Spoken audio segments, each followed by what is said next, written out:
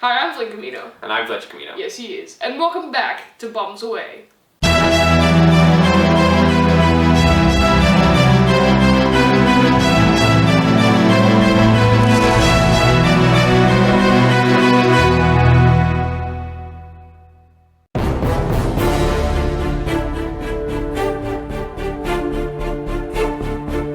So today we're going to be talking about the second film in the Baahubali franchise, Baahubali 2, the conclusion. Last video we talked about Baahubali 1, the beginning, and we covered everything with that, and now we're going to cover everything in this movie. Yes, just to give you a little bit of background, as with the first movie, it's directed by S.S. Rajamouli, and it's a Telugu action film, and it stars Prabhas in a dual role. There's also some other actors in it whose names are very long and we can't pronounce them because we're Australian. Actually, as a side note, a lot of people in the comments seem to be thinking that we're American. Just to clear that up, we don't want to be associated with those American chaps. Yes, we're Australian. So there you go. Just so you know. All right, let's dive in. So let's start with the positives, and obviously this movie I think is really easy in terms of positives. There's tons of positives. Let's start with the classic S.S. Rajamouli positive, which is action. It just has incredible action, epic fantasy stuff. This is the real deal. You know, the last video we talked about how Baahubali 1 was a bit underwhelming in terms of action. It didn't really seem consistent, as you said. It sort of wasn't spaced out of the movie like it was in RRR. RRR just got it right, balancing the plot and the emotional weight with the action.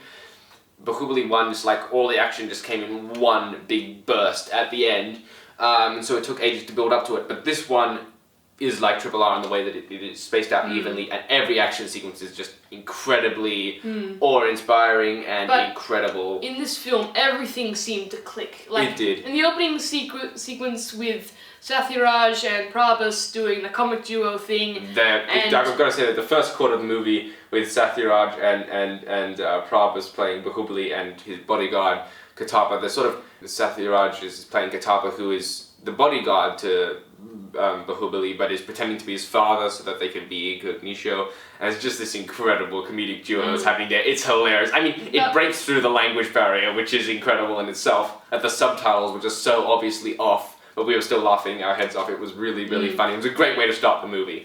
And then, then it slipped into the action as his evil brother came to, and a whole other romance plot, because this is his father now is having a romance with the mother of the other guy who's having a romance in the first one. And they both look the same. But the thing is that it just slips so easily between the different genres. It's just effortless, and then has the whole flying boat thing, and then they there's a flying boat thing. What? Not sure what was happening anyway, there. once the boat landed, where it went into the plot kept flowing. It was so smooth and perfect, and and you immediately went into the action sequences. And I think that we've got to talk about something here that I think is really important.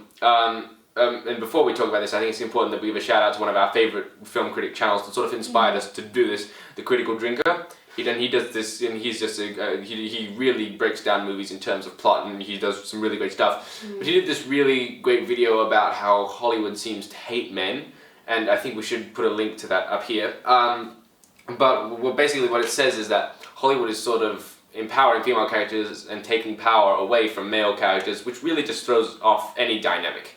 If you want to make a good movie with a male-female dynamic, you have it equal. And I think Baahubali 2, the conclusion, is such a perfect example of doing that well. There's an early on arrow fight with bows and arrows, and they're shooting like 4 hours at a time. It's a fair duo. They both get their screen time. None of them is sort of smaller or belittled or anything. Exactly. None of them is even. Yeah, exactly. It's even, and it's a great male-female dynamic in that movie. It's a great way of how to write movies, and Hollywood should really take a leaf out of this book. But going back to the cast, I think the cast are just excellent. They really do such an incredible job. All of the members of the cast. It's a big cast. I would almost call it an ensemble cast. Definitely ensemble. Yeah, I mean, it's a lot more characters than RRR, which focused almost entirely on 2 characters, whereas this has just heroes and villains and everything in between, anti-heroes and everything. It was fantastic. Really, really complex and massive cast In fact, the love interest from the first movie doesn't even have a line in this. And Finn and I were having a laugh about that after we finished watching it. It was just like, wait a second, the love interest from the first movie. Yeah, what happened to her? And then it's just like, what happened there? You know, it was kind of a big thing in the first movie. Damn. But I really just think the cast was absolutely amazing in this movie. Everyone was fantastic. You didn't have the... And the fact that we just recently learned that they were actually doing filming in 2 languages at once. Yes. They're filming it in Telugu and Tamil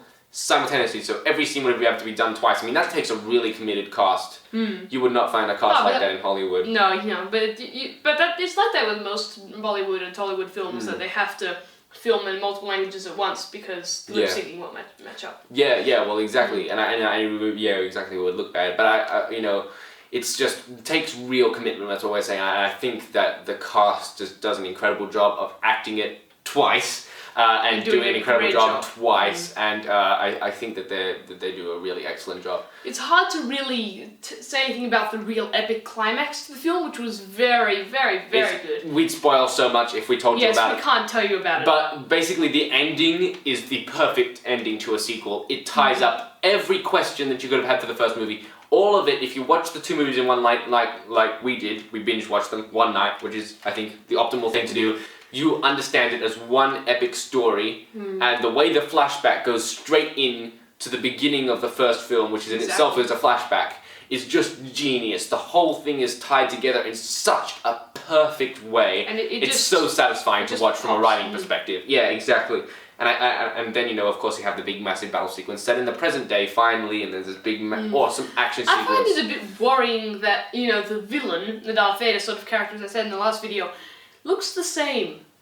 What is going on he's got more grey in his beard. Yeah, he's got a grey streak and then a grey sort of beard. That's it! I don't think it could get much points for makeup due to aging, but, whatever. We don't really care. Yeah, whatever. I mean, the only change with the Katapa character, is just his beard wasn't grey in the first thing, and then it sort of got more grey in the flashbacks in this second movie, and then at the end it was all grey. So yeah. Basically, all they're doing is just a makeup artist just colouring the beard. It wouldn't have been good if everyone was a bit old, I get you. It wouldn't have been good. No,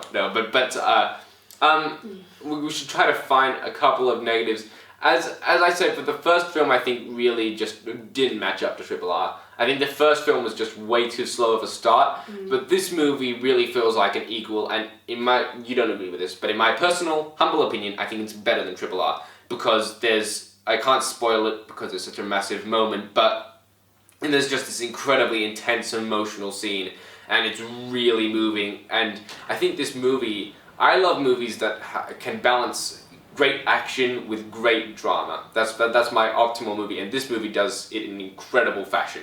Really portrays these characters struggling with very real problems, and it's very dramatic, but it has great action. I think this movie is perfect. I loved it so much. Yeah, I don't know. I think RRR is more of a personal film because it is more of a personal film, I think. But I think the ensemble cast alone makes it just that little bit more in focus, but I do think it is almost equal. I mean, it is such a large-scale film. In my personal opinion, I think it's better, and I think it's very hard for me to find a negative, except for the whole flashbacks thing. Maybe it's just my Western mindset, but I just can't get my head around all these long, extended, massive flashback sequences and then transitioning to the present day where the cast looks the same. It's very confusing to me, but that's probably just me. I think this movie is an absolutely incredible movie, so go out and watch it. Don't even hesitate. It's absolutely fantastic. And